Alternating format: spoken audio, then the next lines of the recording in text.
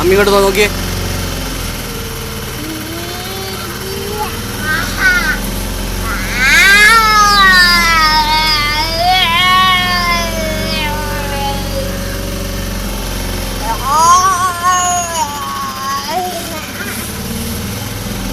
ഇവിടെ വീണ് കഴിഞ്ഞാൽ മുങ്ങി മരിക്കൂല്ലേ? ഇവിടെ വീണാല് മുങ്ങി മരിക്കത്തില്ലേ? ഇവിടെ നമുക്കിപ്പോ ഏതാണ്ടൊരു 7-8 അടി താഴ്ചയുണ്ട് ഈ ഭാഗത്ത്. ചതുപ്പ് നിന്നാലല്ലേ ബീച്ചിന്റെ ഭാഗം ചെല്ലുമ്പോൾ നല്ല താഴ്ചയാണ്.